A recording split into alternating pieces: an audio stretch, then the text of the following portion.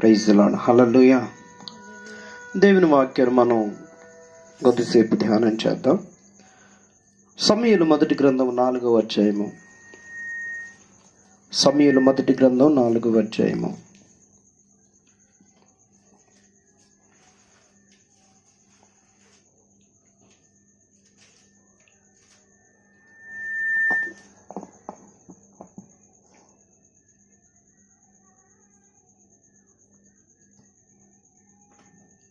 పదహారవ వచనం నుంచి చదువుదాం. ఆ మనుషుడు యుద్ధములో నుండి వచ్చిన వాడను నేనే, నేడు యుద్ధములో నుండి పరిగెత్తి వచ్చితినని ఏలీతో అనగా, అతడు నాయనా అక్కడ ఏమి జరిగినని అడిగెను. అందుకతడు, ఇశ్రాయేలీయులు ఫిలిష్తీయుల ముందర నిలువలేక పారిపోయిరి, జనులలో అనేకులు హతులైరి. ఓప్ని ఫీనెహాసు అను 2 కుమారులు మృతులైరి, మరియు దేవుని మందస్సము పట్టబడెను అని చెప్పాను. దేవుని మందస్సము మాట అతడు పలకగానే ఏలి ద్వారము దగ్గరనున్న పీఠం మీద నుండి వెనుకకు పడి మెడ విరిగి చనిపోయాను. ఎలయనగా అతడు వృద్ధుడై బహుస్థలదేహి అయి ఉండెను. అతడు 40 సంవత్సరములు ఇశ్రాయేలీయులకు న్యాయము తీర్చెను. ఏలి కోడలకు ఫీనెహాసు భార్యకు అప్పటికి గర్భము కలిగి కనుబ్రతురాలై ఉండగా దేవుని యొక్క మందసము పట్టబడిననియు తన మామయు తన పెనిమిటియు చనిపోయారనియు ఆమె విని నొప్పులు తగిలి మోకాళ్ళ మీద కృంగి ప్రసవమాయను. ఆమె మృతి పొందుచుండగా దగ్గర నిలిచి ఉన్న స్త్రీలు ఆమెతో, భయపడవద్దు, కుమారుని కంటిమనిరి గాని ఆమె ప్రత్యుత్తరం ఇయ్యకయు లక్ష్య పెట్టకయు నుండినదై దేవుని మందస్సము పట్టబడిన సంగతి తన మామయు పెనిమిటియు చనిపోయిన సంగతియు తెలుసుకుని ప్రభావము ఇశ్రాయేలులో నుండి పోయినని చెప్పి తన బిడ్డకు ఏకాబోతును పేరు పెట్టెను. దేవునికి స్తోత్రం. హల్లెలూయా. చదవబడిన వాక్య భాగంలో మనం చూస్తున్నాం, ఒక స్త్రీ మనకి కనబడుతోంది. ఆ స్త్రీ తన కుమారునికి ఏం పేరు పెట్టిందంటే ఈకాబోతు అని పేరు పెట్టింది. ఈకాబోతు అనగా ప్రభావము పోయెను అని అర్థము, మహిమ వెళ్ళిపోయింది. ఇలాంటి పర్యాయ అనేకమైన పదాలు దానికి వాడబడుతూ వచ్చినాయి. అంటే మొత్తానికి వారిలో నుంచి ఒక ప్రత్యేకమైనది వెళ్ళిపోయింది అని ఆమె ఆ బాబుకు పేరు పెట్టింది. హల్లెలూయా. అసలు జరిగిన సంగతి ఏమిటి అని అంటే, న్యాయాధిపతులు ఏలుచున్నటువంటి దినాలవి. ఇశ్రాయేలుకి రాజులు లేరు, న్యాయాధిపతులు ఏలుతా ఉన్నారు. ఏలి అనేటువంటి దైవచనుడు, ఆయన 40 సంవత్సరాలు సుమారు న్యాయాధిపతిగా అక్కడ ఆ మందిరములో పని చేస్తూ ఉన్నాడు. ఆయనకి 2 కొడుకులు. ఆ 2 కొడుకులు ఎలాంటి వాళ్ళు అని అంటే, దేవుని పని కంటే పాపపు పని ఎక్కువ చేస్తూ ఉండేవారు. ఏం చేస్తూ ఉండేవారు అని అంటే, వాక్యంలో రాయబడుతుంది, దేవుని మందిరంలోనికి తీసుకొచ్చిన బలి అర్పణను వాళ్ళు పక్కకు తీసుకుని కూర వండుకుని తినేసేవారు. దేవుని మందిరానికి వస్తున్నటువంటి ఆడబిడ్డలతో అసభ్యంగా ప్రవర్తించేవారు. దైవజనుని యొక్క బిడ్డలు చేస్తున్నటువంటి క్రియలవి. హల్లెలూయా. దైవజనుని యొక్క పిల్లలు చేస్తున్నటువంటి కార్యాలు అవి. ఇప్పుడు కూడా చాలా చోట్ల దుఃఖకరంగా ఉంటుంది. కొన్ని సాక్ష్యాలు వింటూ ఉంటే కొన్ని చోట్ల అలా ఉండే, చాలా భక్తిపరుడు తండ్రి, కానీ కుమారులు చూస్తే వారిలో భక్తి కొంచెము కూడా కనబడదు. అలాగా చాలా చోట్ల చూస్తాం, బాధపడతాం, వారి కొరకు ప్రార్థన చేయడం కూడా జరుగుతుంది. పర్సనల్గా విషయాలు నాకు తెలుసు. హల్లెలూయా, హల్లెలూయా. అయితే ఇక్కడ విషయం ఏంటయ్యా అనంటే, ప్రభావము వెళ్ళిపోయింది. ఆ స్త్రీ మాట్లాడుతూ వస్తుంది ఏమనంటే, ఇశ్రాయేలు నుంచి ప్రభావం వెళ్ళిపోయింది కాబట్టి నా కుమారుడి పేరు ఈకాబోతు. వారి మధ్యలోంచి ఏం వెళ్ళిపోయింది? దేవుని ప్రభావం, దేవుని యొక్క మందస్సం వెళ్ళిపోయింది.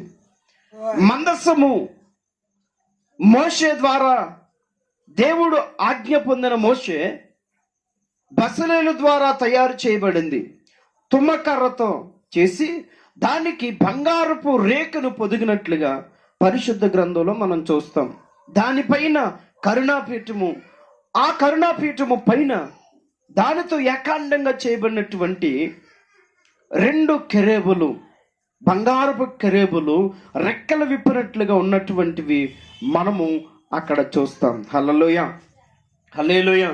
దేవుడు అంటాడు మోషేతో, మోషే నీవు ఒక మందస్సాన్ని తయారు చేయు, దాని మీద కరుణాపీఠం చేయు, కరుణాపీఠం పైన 2 కెరూబుల నుంచి నేను శాస్త్రములు గల మందస్సం మీద కరుణాపీఠమునకు ఆ యొక్క కెరూబుల మధ్యకు దిగి వచ్చి నేను నీతో మాట్లాడతాను. హల్లెలూయా, నేను నీతో మాట్లాడతాను. నాకు ఆశ్చర్యం కల్పించేది ఏంటనంటే, ఈ ఫినెహాసు యొక్క భార్య తన మాంగారు చనిపోయారనే బాధ కంటే, భర్త చనిపోయాడనే బాధ కంటే, కొడుక్క పేరు పెట్టడంలో గల ఉద్దేశం దేవుని యొక్క మందస్సం శత్రువుల చేతికి వెళ్ళిపోయింది. దేవుని మహిమ ఇశ్రాయేలులో నుంచి శత్రువుల చేతిలోకి వెళ్ళిపోయింది. దేవుని యొక్క సన్నిధి ఉండాల్సిన స్థానంలో లేదు. ఎందుకని అక్కడ లేదు అనంటే, అయోగ్యమైన భక్తి వారు చేసినట్లుగా మనకు కనబడుతుంది. నేను ముందే చెప్పాను కదా, సేవ చేయాల్సినటువంటి ఓపెని ఫినెహాసులు, ఏలి యొక్క కొడుకులు సేవను అపవిత్రం చేశారు, సేవను దుర్వినియోగపరిచారు, దేవుని పనిని పాడు చేశారు. ప్రియ దేవుని బిడ్డలారా, ఈరోజు మందస్సము అనగా దేవుని సన్నిధి అని మనం జ్ఞాపకం చేసుకోవాలి. ఇంకా చాలా విషయాలు చెప్పవచ్చు. అయితే వీరు యుద్ధానికి వెళ్ళి ముందు ఓడిపోయారు.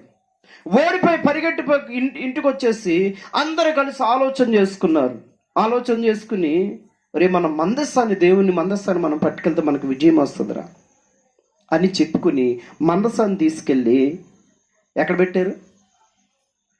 యుద్ధ భూమిలో పెట్టారు.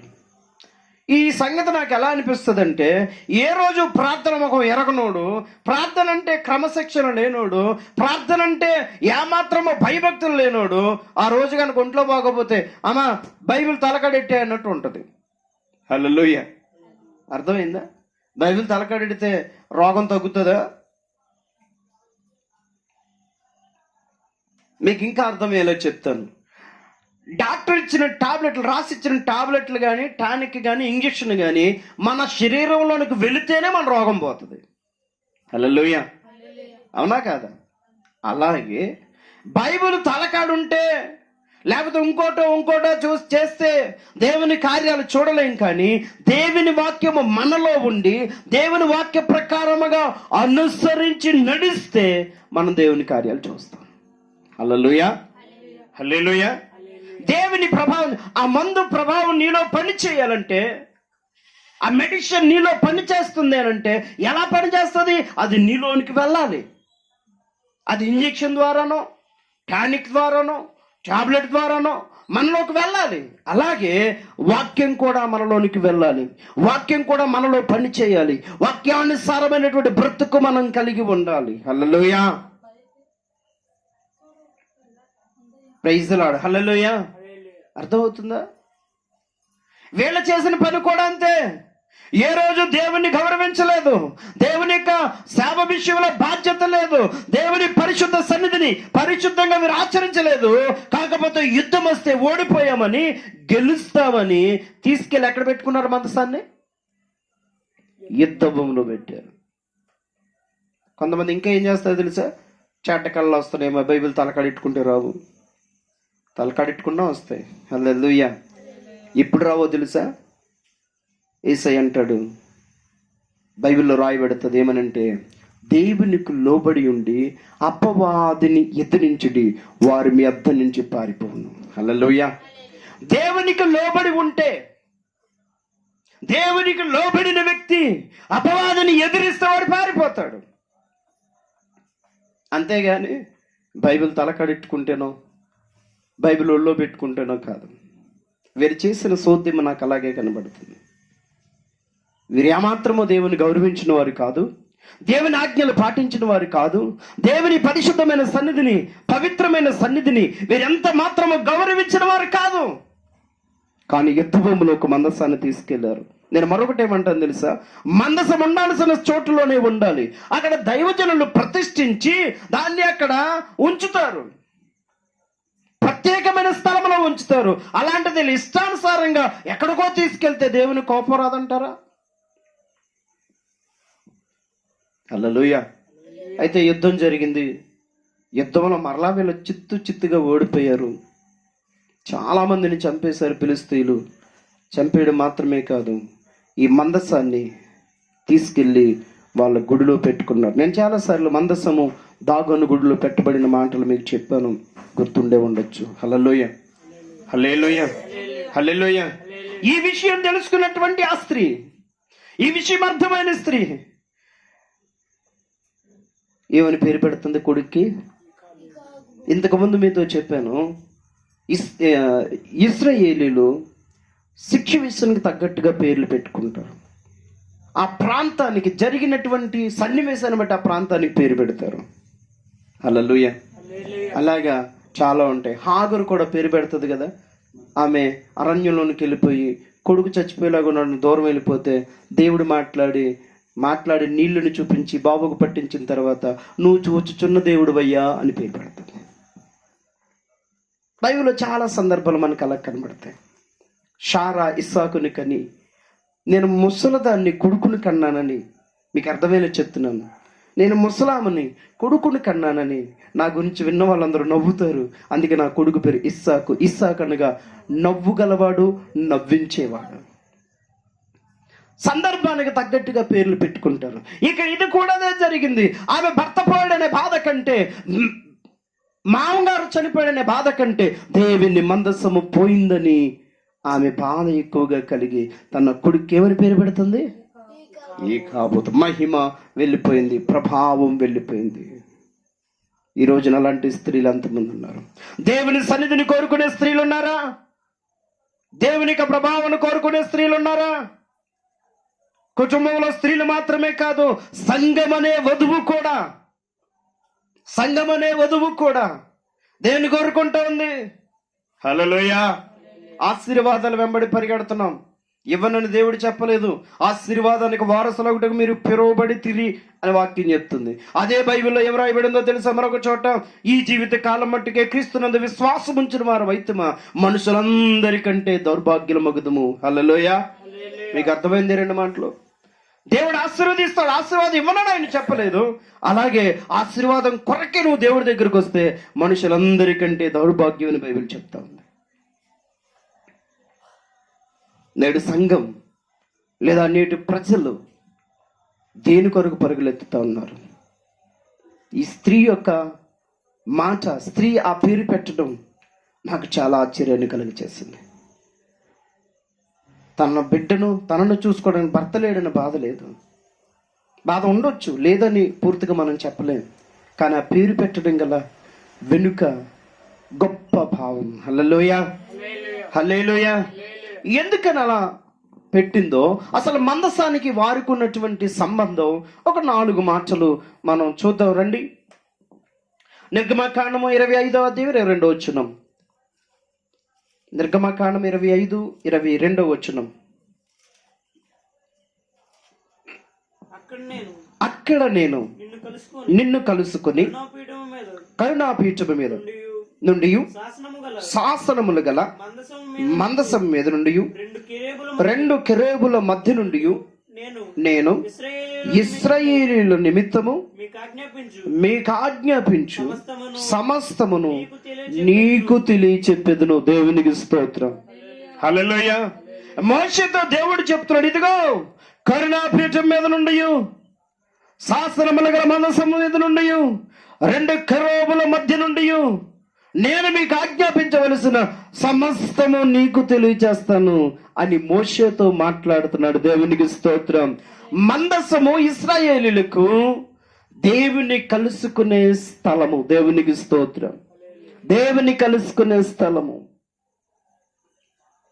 అందుకే మరొక చోట బైబిల్లో రాయబడుతుంది ఏమైనా తెలుసా? మీరు ఆ దినము సమీపించుచున్న కొలది మరి ఎక్కువగా కూడుకోండి. హల్లెలూయా. అనంటే మరి ఎక్కువగా దేవుని స్తుతించడానికి, ఇంకా ఎక్కువగా దేవుని వాక్యాన్ని ధ్యానించడానికి, ఇంకా ఎక్కువగా సువార్త ప్రకటించడానికి మరి ఎక్కువగా కూడుకోండి. దేవునికి స్తోత్రం. మరొక చోట అపోస్తల కార్యాల్లో రాయబడుతుంది సమాజముగా కూడుట మానక. కొందరైతే వీటిని మానేసుకున్నారంట. అది కూడా బైబిల్లో ఉంటుంది. దేవునికి స్తోత్రం. హల్లెలూయా. ఈ స్త్రీ ప్రభావం వెళ్ళిపోయిందని చెప్పడానికి గల కారణం, ఆ పేరు పెట్టడానికి గల కారణం, ఇశ్రాయేలీయులు దేవుణ్ణి కలుసుకుని, ఇశ్రాయేలీయులు దేవుని యొక్క మాటను తీసుకోవడానికి కావలసినటువంటి ఆ స్థలము మందస్సము. ఇప్పుడు అది వెళ్ళిపోయింది. అందుకే నామంత బాధపడింది. రెండో మాట చూద్దాం రండి. సంఖ్యాకాండము 7వ అధ్యాయము 89వ వచనం. సంఖ్యాకాండము 7వ అధ్యాయము 89వ వచనం. పొట్టేళ్ళు 60 మేకపోతులు, 60 ఏడాదివైన గొర్రె పిల్లలు. ఎంత చదువుతున్నారు? 7వ అధ్యాయము 89. చదవాలి. పొట్టేళ్ళు 60, మేకపోతులు 60, ఏడాదివైన గొర్రె పిల్లలు 60. మోషే యెహోవాతో మాట్లాడుటకు ప్రత్యక్షపు గుడారంలోనికి వెళ్ళినప్పుడు సాక్ష్యపు మందసము మీద నున్న కరుణాపీఠము నుండి అనగా 2 కెరూబుల మధ్య నడుమ నుండి తనతో మాట్లాడిన యెహోవా స్వరము అతడు వినెను. దేవునికి స్తోత్రం. హల్లెలూయా. హల్లెలూయా. మరలా ఇక్కడ ఏం రాయబడుతుంది? అదే మందసం, అదే కరుణాపీఠం, అదే కెరూబుల మధ్యలో నుండి దేవుని స్వరము మోసే వింటా వచ్చాడు. వారికి మందసము దేవుని కలుసుకోవడం మాత్రమే కాదు, కలిసినటువంటి దేవుడు వారితో మాట్లాడుతూ ఉన్నాడంట. హల్లెలూయా. ఏ విషయం లేకుండా అక్కడ కలవడు. కొన్నిసార్లు మన మీటింగ్లన్నీ ఎలా ఉంటాయో తెలుసా? ఉత్తుత్తి మీటింగ్లు. మన ఎన్ని ఎయిర్టెల్ మీటింగ్లు. ఎయిర్టెల్ అంటే అర్థం తెలుసా? ఎయిర్టెల్ అంటే ఎయిర్, గాలి, టాల్క్ మాటలు, గాలి మాటలు. గంటల గంటల ఫోన్లో మాట్లాడతారు, విషయం ఏముండదు. గంటల గంటలు చాటింగ్ చేస్తారు, విషయం ఏముండదు. విషయం లేనటువంటి మాటలు. ఇక్కడ మందసం దగ్గర మోషే దేవుడు కలుసుకుంటుంది. విషయం లేక కాదు, దేవుడు మాట్లాడడానికి, దేవుని స్వరము స్వయముగా మోషే వినడానికి. హల్లెలూయా. ఉందా మనకు అనుభవం? ఉందా? ఈ స్త్రీ బాధపడుతూ తన కొడుక్కి ఈ కాబోతని పేరు పెట్టడానికి గల కారణం అది. అందుకే యోహాను సువార్తలో రాయబడుతుంది ఏమని తెలుసా?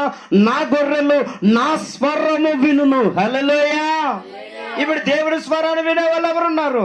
దేవుని మాట వినే వాళ్ళు ఎవరున్నారు? దేవుని దర్శనాలు చూసే వాళ్ళు ఎవరున్నారు? ఇదిగో వాక్యం ద్వారా దేవుడు నాతో మాట్లాడాడని చెప్పగలవారు ఎవరున్నారు? చాలా తక్కువైపోలేదు ఇప్పుడు. హల్లెలూయా. మన పూర్వీకులైన భక్తుల్లో చూస్తే వారు స్వయంగా దేవుని మాటలు విని, దేవుని స్వరాన్ని విని, చదువు రాకపోయినా వందల సంఘాలు కట్టి గొప్ప ఉజ్జీవం రేపిన దైవజనులు లేరా? వారు వెనకాల గొల్లున ప్రార్థించి కన్నీరు గార్చి దేవుని పనిని ముందుకు జరిగించినటువంటి స్త్రీలు, ప్రార్థన పరులైన యోధులు అనేకులు లేరా? వీళ్ళందరికీ గల సీక్రెట్ ఏంటో తెలుసా? మందసం దగ్గర కలుసుకోవడం, అనగా దేవుని యొక్క సన్నిధిలో కూర్చోవడం, దేవుని స్వరాన్ని వినడం. ఏమి చెయ్యమంటాడో దేవుడు అది చేసుకోవడానికి సిద్ధపడ ఆయన దగ్గర కూర్చోవడం. హల్లెలూయా. నేడిది లేదు ప్రజలకి. అంత హంగామా మనకి, అంత ఏమంటారు ఫ్యాషన్. మోకాళ్ళు నలగకూడదు, అంత సింపుల్ అయిపోయింది. ఏమంటారు దీన్ని? భక్తి అంతా తేలికైపోయింది. హల్లెలూయా. తేలికగా చేసుకుంటూ వెళ్ళిపోతున్నాం. మొదటిది, ఆ స్త్రీ బాధపడడానికి గల కారణం, కొడుకు పేరు పెట్టడానికి గల కారణం, వారి మధ్యలోంచి ఆ మందసం వెళ్ళిపోవడంలో అంత దుఃఖపడడానికి గల కారణం, మొదటిది దేవుణ్ణి కలుసుకునేటువంటి స్థలం. అది దేవుడు ఎక్కడికి దిగి వస్తాడు? మందసం మీదకి. ధర్మశాస్త్రం అంతా ఆ యొక్క ప్రత్యక్ష గుడారం ప్రారంభించిన దగ్గర నుండి ఇశ్రాయేలులకు అదే దేవుణ్ణి కలుసుకునేటువంటి స్థానం. చాలా మంది మందిరానికి రావడానికి కూడా ఏమంటారంటే, నా గుండె నుండి దేవుడు ఉన్నాడండి, నేను ఎక్కడుంటే అక్కడ దేవుడు ఉంటాడండి. నిజమేనమ్మా, నువ్వు ఎక్కడుంటే అక్కడ దేవుడు ఉంటాడు, నిజమే. కానీ ఆయన ఒక రూల్ పెట్టాడు కదా, 6 దినాలు కష్టపడండి, 7వ దినం నా దగ్గరికి రండి అని. ఆ రూల్ పాటించాలిగా. హల్లెలూయా. అది పాత నిబంధన అంటారా? ఓకే, కాదని అనట్లేదు. మరి నూతన నిబంధనలో అపోస్తుల కార్యాలు ఏమంటాడు? 42వ వచనం చదవండి. 2వ అధ్యాయం 42వ వచనం. సంఘము ప్రారంభం, అది మొదటి సంఘం. అది అపోస్తుల కార్యాలు 2వ అధ్యాయం 42వ వచనం. దొరుకుతుందా? వీరు అపోస్తుల బోధయందు, సహవాసమందు, రొట్టె విరుచుటి యందు, ప్రార్థన చేయుటి యందు ఎడతెగకయుండిరి. దేవునికి స్తోత్రం. ఏం చేస్తున్నారంటే అపోస్తుల బోధ, సహవాసం, రొట్టె విరచడం, ప్రార్థన చేయడంలో ఎడతెగకుండా ఉన్నారు. ఎక్కడో అక్కడ చెదిరిపోయి కాదు. ఏంటంటే రొట్టె విరిచేవారు, ఏంటంటే కూడుకునేవారు, అనుదినము ప్రభువును స్తుతించేవారు. హల్లెలూయా. ఇది నూతన నిబంధన కాదా? దేవుడు తన సంఘముగా ఐక్యతను కోరుకుంటూ ఉన్నాడు. కలుసుకునే స్థలం. రెండవది, అక్కడ కూర్చున్న తర్వాత ఏం జరుగుతుంది? దేవుడు మాట్లాడతాడు. హల్లెలూయా. దేవుడు మాట్లాడతాడు. నువ్వేం చేయాలో దేవుడు నీతో మాట్లాడతాడు. అసలు నిన్ను దేవుడు ఎందుకు కలుగ చేస్తాడో మాట్లాడతాడు. నీ పనేంటి, నీ పిలుపేంటి, నువ్వు ఏం చెయ్యాలో దేవుడు మాట్లాడతాడు. హల్లెలూయా. మోషే పొద దగ్గర దేవుడిని కలుసుకుని హాయ్ ప్రభు అని వచ్చేలేదు. దేవుడు మాట్లాడు, ఇదిగో నేను ఐగుప్తు రాజుకి ఫరోకు దేవునిగా నియమించాను, వెళ్ళు నా ప్రజలు విడుదల చేయి మాట్లాడాడు. అక్కడికి వెళ్ళి వచ్చేలేదు మోషే ఇది పరిశుద్ధ స్థలం, చెప్పులు తీసేనా దేవుడు బొట్టిని పంపించలేదు. దేవుడిని కలుసుకున్నావా, దేవుడికి ఎదురుపడ్డావా, దేవుడు ఖచ్చితంగా నీతో మాట్లాడతాడు. నీ జీవితం మారిపోద్ది. హల్లెలూయా. గెరాసేన దేశంలో యేసయ్య అడుగు పెట్టగానే దయ్యములు పట్టిన పరిగెత్తుకుని వచ్చి, యేసు దేవుని కుమారుడా మాతో మీకటి దయ్యాలు కేకలేసి దయ్యాలను పొమ్మని ఆజ్ఞాపించాడు. వీడి స్వస్థ చిత్తుడై బాగుపడి అప్పుడు దాకా బట్టలు లేనుడు బట్టలు కట్టుకుని యేసు కూడా తిరిగాడు. దేవునికి స్తోత్రం. యేసుని కలుసుకున్నావా, మన జీవితం మారిపోద్ది. ఏదో ఎల్లొచ్చేస్తున్నావు అనే భక్తి కాదు మనం చేయాల్సిందే. యేసుని కలుసుకో, అనగా వాక్యాన్ని కలుసుకో. వాక్యంతో నీకు సంబంధం ఉండాలి. వాక్యం నిన్ను ప్రేరేపించాలి. వాక్యం నిన్ను ఉజ్జీవింప చేయాలి. వాక్యం నిన్ను ఒప్పింప చేయాలి. వాక్యం నిన్ను బలపరచాలి. హల్లెలూయా. అది లేదే. ఆయన ఏదో చెప్పారు పాటర్ గారు, మేము ఏదో విన్నాము అంతే. ఎక్కడికైనా మీటింగ్స్కి వెళ్తే ఏం చెప్పారంటే చాలా బాగా చెప్పారు. ఏం చెప్పారమ్మా? చాలా బాగా చెప్పారు. ఇంకెందుకు వెళ్ళా నువ్వు? పెద్దలు అంటారు కదా, తెంగురోడంట తిరణాలకు వెళ్ళాడంట. ఎందుకు వెళ్ళాడు? అడిగే తెలదు. అట్లా ఉండకూడదు. ఇక్కడ స్త్రీ బాధపడ్డానికి గల కారణం, దేవుడిని కలుసుకునే స్థలము మందసమున్న స్థలము, దేవుడు మాట్లాడే స్థలము మందసమున్న స్థలము, ఇది పోయింది. మరొక మాట చూద్దాం, చూడండి. కీర్తనల గ్రంథం 80వ కీర్తన మొదటి చరణం. 80వ కీర్తన మొదటి చరణం. 80వ కీర్తన మొదటి చరణం. ఇశ్రాయేలు కాపరి చెవియొగ్గుము మందవలె యేసేపును నడిపించువాడా, కెరూబుల మీద ఆసీనుడైన వాడా, ప్రకాశింపుము. దేవునికి స్తోత్రం. ఇక్కడ మరొక మాట కీర్తనకారుడు రాస్తున్నాడు. ఏమంటున్నాడు తెలుసా? యేసేపును మందవలె నడిపించేవాడా, కెరూబుల మీద ఆసీనుడైన వాడా. హల్లెలూయా. ఏం చేస్తున్నాడంట? నీతో మాట్లాడి ముచ్చటించేసి ఏదో బాగున్నావమ్మా అని మాట్లాడేసి ఎంతమంది పిల్లలు అని మాట్లాడి పంపించేసేవాడు కాదంట. ఆ మందస్సములో ఆ కెరూబులపై ఆసీనుడైన దేవుడు వారిని మందను నడిపించినట్లుగా నడిపిస్తాడంట. హల్లెలూయా. ఇశ్రాయేలు ప్రజలు యోసేపు యొక్క సంతానాన్ని, యాకోబు యొక్క సంతానాన్ని ఏం చేస్తున్నాడో, ఆయన మందని ఎలా నడిపిస్తాడో, ఒక కాపరి బాధ్యత కలిగి మంద కొరకు ఎలా అయితే ఆ సిద్ధపడి ఉంటాడో అట్టి రీతిగా నడిపించడానికి ఆ కెరూబుల మధ్యలోనికి దేవుడు దిగి వస్తున్నాడు. హల్లెలూయా. ఇంకా చాలా ఉన్నాయి, మచ్చుకు కొన్ని రిఫరెన్స్లు మాత్రమే చూపిస్తున్నాను. నడిపించేవాడు దూరం అయిపోయాడు. ఆ స్త్రీ ప్రసవ వేదనలో చివరి మాటలు అవి చెప్తా ఉంది. ఆ బిడ్డకు ఈ కాబోతని పేరు పెట్టింది. హల్లెలూయా, హల్లెలూయా. మరొక మాట చూద్దామండి, మరొక మాట చూద్దామండి. దానికంటే ముందు మందని నడిపించడం అని అంటే ఒకసారి మీరు అర్థం చేసుకోనండి. మంద కాపరులు రాత్రులు మెలకుగా ఉంటారు. అంటే మందలు కొన్ని దేశాల్లో కొన్ని విధాలుగా ఉంటాయి. మీరు ఆస్ట్రేలియా అలాంటి దేశాల్లోకి వెళ్తే మనుషులు కాయరు గొర్రెల్ని, కుక్కలు కాస్తాయి. కుక్కలకు అలా ట్రైనింగ్ ఇస్తారు. జర్మన్ షెపర్డ్ అనే కుక్కలు మీరు విన్నారా? జర్మన్ షెపర్డ్ కుక్కలు ఉంటాయి, వాటిని మిలిటరీలో బాగా వాడతారు.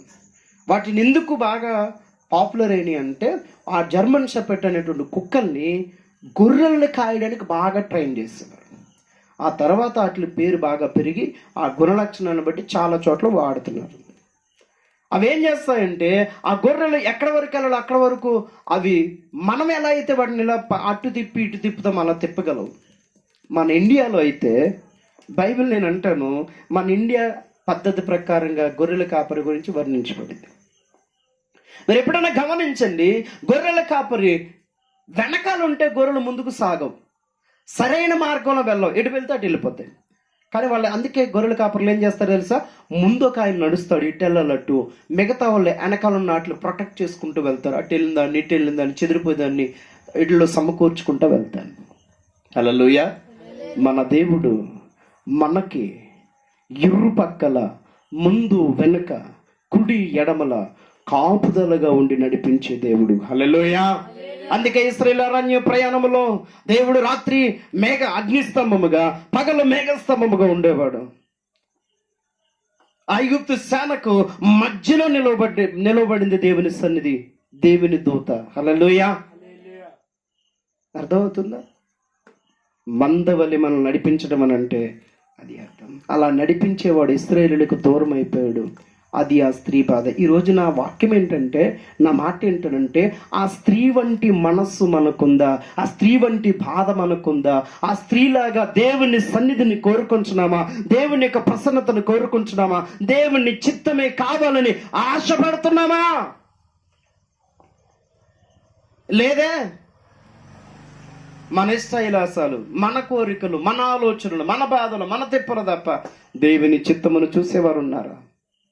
అందుకే పత్రికలు అనుకుంటూ ఒక మాట రాయబడుతుంటది, ఏమో తెలుసా? ఎవరి పనులు వారు చూసుకుంటే ఇక ప్రభు సేవ చేసేవాడు ఎవరు? హల్లెలూయా. మంచిది. ఇక చివరి మాట, 4వ మాట నేను విజ్ఞాపకం చేసి ప్రార్థన చేస్తాను. చూడండి, 99వ కీర్తన మొదటి చరణం. 99వ కీర్తన మొదటి చరణం. యెహోవా రాజ్యము చేయుచున్నాడు, జనములు వణుకును, ఆయన కెరూబుల మీద ఆసీనుడై ఉన్నాడు, భూమి కదులును. దేవునికి స్తోత్రం. ఎక్కడ ఆసీనుడై ఉన్నాడంట? కెరూబుల మీద ఆసీనుడై ఉన్నాడు. ఏం చేస్తున్నాడంట? రాజ్యము చేస్తున్నాడు. దేవునికి స్తోత్రం. ఇశ్రాయేలులకు అంతవరకు రాజు లేడు, దేవుడే మాట్లాడేవాడు. ఆ మందస్సులో నుంచి మాట్లాడే వారిని పరిపాలించేవాడు. ఒక యుద్ధానికి వెళ్ళాలంటే దైవజనుడు చెప్పాలి, అక్కడ న్యాయము తీర్చాలంటే దైవజనుడితో దేవుడు మాట్లాడాలి, న్యాయము తీర్చబడాలి. ఏది చేయాలన్నా దేవుడు మాట్లాడాలి, దైవజనుడు చెప్పాలి, ప్రజలు దాన్ని అమలు చేయాలి. ఇదే పద్ధతి కొనసాగుతూ ఉండేది. ఇప్పుడు వాళ్ళని పరిపాలించేది ఎవరు? దేవుడే. దేవుడే పరిపాలించేవాడు. ఇప్పుడు మందసమే లేదు. ఆ కెరూబులు కలిగినటువంటి ఆ మందసము ఇప్పుడు లేదు, శత్రువుల చేతికి వెళ్ళిపోయింది. ఇప్పుడు నా ప్రజలు ఎవరు పరిపాలిస్తారన్న బాధ ఆ స్త్రీకి కలిగింది. హల్లెలూయా, హల్లెలూయా. మీకు అర్థమవుతుంది ఈ మాట? నీ కుటుంబాన్ని ఎవరు పరిపాలిస్తున్నాడు? దేవుడా? మనమేనా? మన కుటుంబాన్ని మనం పరిపాలించుకోకూడదు, దేవుడు పరిపాలించాలి, దేవునికి అప్పగించాలి. దేవునికి స్తోత్రం. దేవునికి అప్పగిస్తున్నామా? మన చేతుల్లో తీసుకుంటున్నామా? మన ఇష్టానుసారంగా ప్రవర్తిస్తున్నామా? మనకు నచ్చినట్లుగా నిర్ణయాలు తీసుకుంటున్నామా? దేవుని వాక్యానుసారంగా, దేవుని చిత్తానుసారంగా, దేవుడు మనతో మాట్లాడిన విధముగా నిర్ణయాలు తీసుకుంటున్నామా? ఏం చేస్తున్నాం? జాగ్రత్త సుమా. ఒకరోజు లెక్కలోనికి రావాల్సి వస్తుంది, ఒకరోజు దేవుని ఎదుట నిలవబడాల్సి వస్తుంది. తీర్పులో నిలబడినప్పుడు దేవుడు నీ పైన రాజ్యం చేస్తున్నాడా? దేవుడు నీకు రాజుగా ఉన్నాడా? హల్లెలూయా. పాటలు పాడతాం, యేసు రాజుగా వచ్చుచున్నాడు. పాటలు చాలా చక్కగా పాడతావు, మంచిదే. కానీ ఆయన నీ జీవితంలో రాజుగా అంగీకరిస్తున్నావా? నీ కుటుంబానికి రాజుగా అంగీకరిస్తున్నావా? ఆ స్త్రీ యొక్క గొప్పతనం ఏంటో తెలుసా? రాజ్యము చేసే రాజు, రాజుల రాజు, ప్రభువుల ప్రభువు, సైన్యములకు అధిపతికి యెహోవా దిగి వచ్చి మాట్లాడే గొప్ప మహిమ కలిగినటువంటి ప్రభావం దిగి వచ్చేటువంటి మందస్సము దూరమైపోయింది. మమ్మల్ని ఏలేదెవరయ్యా అన్న హృదయ వేదనతో ఆ బిడ్డకి ఆ పేరు పెట్టిందేమో. హల్లెలూయా. ఈ 4 లక్షణాల్లో ఏదైనా మనలో ఉందా? మందసం వాళ్ళకు ఉండడానికి గల కారణం, మందసానికి వారికున్న సంబంధం, దేవుడు వారిని కలుసుకునే స్థలం. మందసంకి వారికున్న సంబంధం, ఆ మందసము గుండానే దేవుని సన్నిధి దిగి వచ్చి మాట్లాడేది. మందసానికి వారికున్నటువంటి సంబంధం,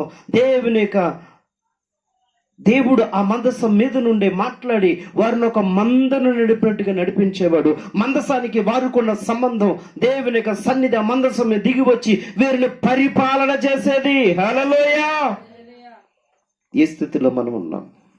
భూలోకంలో 2 రాజ్యాలు ఉన్నాయి. ఒకటి దేవుని రాజ్యం ఉంది, రెండవది సాతాను రాజ్యం కూడా ఉంది. యేసు ప్రభుకి చూపించింది కదా, ఈ లోక రాజ్యాలు వాటి మహిమను చూపించి అంటది, నాకు నమస్కారం చేస్తే, నాకు గనక దండం పెడితే, నాకు గనక సాష్టాంగ పెడితే, మీకు అర్థమవడానికి ఇన్ని మాటలు చెప్తున్నా, ఈ రాజ్యాలన్నీ నీకే. ఎప్పుడైతే ఆ మాట అంటదో ప్రభు అంటాడు, ప్రభు అయిన నీ దేవునికి తప్ప ఎవరికి నీ మొక్కకూడదని వ్రాయబడి ఉన్నది, సాతానా పో అన్నాడు. హల్లెలూయా. కనుక ప్రియ దేవుని బిడ్డలారా, ఈరోజు ఈ మాటలు వింటున్న మీరు జ్ఞాపకం చేసుకోండి. దేవుని కలుసుకుంటున్నావా? మందసముందా? వెళ్ళిపోయిందా? మందసముందా? మందసానికి నువ్వే దూరంగా ఉన్నావా? దేవుని స్వరం వింటున్నావా? మందసములో నుంచేనా? హల్లెలూయా. కాపరిగా నడిపిస్తున్న దేవుడు మనకి కాపరిగా ఉన్నాడా? లేకపోతే వేరొక కాపరి ఉన్నాడా? ఉన్నారు, వేరొక కాపర్లు కూడా. జీతగాళ్ళు ఉన్నారంట. ఎవరున్నారు? జీతగాళ్ళు ఉన్నారంట. వాళ్ళు కూడా కాస్తారు, కాకపోతే సమయం వస్తే ప్రాణం పెట్టే కాపర్లు కాదు. నజరేయుడైన యేసు మన కొరకు ప్రాణము పెట్టిన కాపరి. హల్లెలూయా, హల్లెలూయా. మాత్రమే కాదు, ఆయన రాజ్యమేనా మన మీదే మనల్ని నిలబడి చేసేది? ఆయనైనా మనతో మాట్లాడేది? ఆయన మాట ప్రకారంగా మనం అడుగులు వేస్తున్నది? మన ఇష్టానుసారంగా మనం పరీక్ష చేసుకుంటూ ఆ స్త్రీ యొక్క బాధ, ఆ స్త్రీ యొక్క ఆలోచన, ఫినెహాసు భార్య యొక్క గొప్ప ఉన్నతమైనటువంటి తలంపు, నిజంగా చెప్తున్నాను, నన్ను చాలా ఆలోచింపచేసింది. అయ్యో నా భర్త చచ్చిపోయాడని కానీ, అయ్యో నా మామయ్య చనిపోయాడని కానీ ఈ బాధ ఉంది. వీటన్నిటికంటే మిక్కిలిగా ఆమెను బాధించిన బాధ, చచ్చిపోతూ కూడా ఆమె బాధపడిన బాధ, దేవుని మందసము పట్టబడిపోయింది, దేవుని ప్రభావం వెళ్ళిపోయింది కనుక నా కొడుక్కి ఏ కాబోతని పేరు పెట్టండి. ఆ చివరి వచనం చదవండి. సమూయేలు గ్రంథంలో 22వ వచనం, 4వ అధ్యాయం 22వ వచనం చదవండి. అక్కడ కూడా దాన్ని ఆమోదించే మాట కనబడుతుంది. దేవుని మందస్సము పట్టబడిపోయినందున ప్రభావం ఇశ్రాయేలులో నుండి చెరపట్టబడిపోయినని ఆమె చెప్పెను. హల్లెలూయా. ఆవిడ చనిపోవడానికి లాస్ట్ చివరి మాట అదే. ఇశ్రాయేలులో నుంచి ప్రభావం చెరపట్టబడిపోయింది. హల్లెలూయా. నీవెలా ఉన్నావు? దేవుని పరిచర్య, దేవుని పని, దేవుని చిత్తము చేయగలుగుతున్నావా? లేకపోతే దేవుని మహిమ వెళ్ళిపోయిందా? లేకపోతే దేవుని మహిమకు దూరంగా ఉంటున్నావా? ఏదో నిన్ను నీవే పరీక్ష చేసుకో. మనల్ని మనం పరీక్ష చేసుకుందాం. ఫినెహాసు భార్య గొప్ప ఆలోచన. దేవుని చిత్తమైతే మరొక కోణంలో కూడా ఆమె యొక్క ఎందుకని ఆ యొక్క బాధ కలిగిందో మనం తర్వాత నేర్చుకుందాం మరొక కోణంలో. ఈ 4 మాటలు జ్ఞాపకం చేసుకునండి. మందసము ప్రజలను కలుసుకోవడానికి దేవుడు ఏర్పాటు చేసుకున్నది. మందసము దేవుని స్వరం వినడానికి, మానవులు దేవుని స్వరం వినడానికి దేవుడే ఏర్పాటు చేయమన్నది. మందసము దేవుడు అక్కడి నుంచి మాట్లాడి వచ్చినే కాదు, మాట్లాడి మందను నడిపించినట్లుగా క్షేమముగా నడిపించడానికి దేవుడు ఏర్పాటు చేసింది. మందసము దేవుడు ప్రజలను రాజ్యము చేయడానికి, ప్రజలను పరిపాలించడానికి, తన ప్రజలను సత్య సేవలంగా కాపాడడానికి దేవుడు ఏర్పాటు చేసినది మందసం. హల్లెలూయా. మందసానికి సాదృశ్యంగా ఉన్న నీటి సంఘము, మందసానికి సాదృశ్యంగా ఉన్న నజరేయుడైన యేసు క్రీస్తు ప్రభు. మరి నీవెక్కడున్నావో మనల్ని మనం పరీక్ష చేసుకుంటూ ప్రార్థన చేద్దాం. ఒక చిన్న ప్రార్థన చేద్దాం.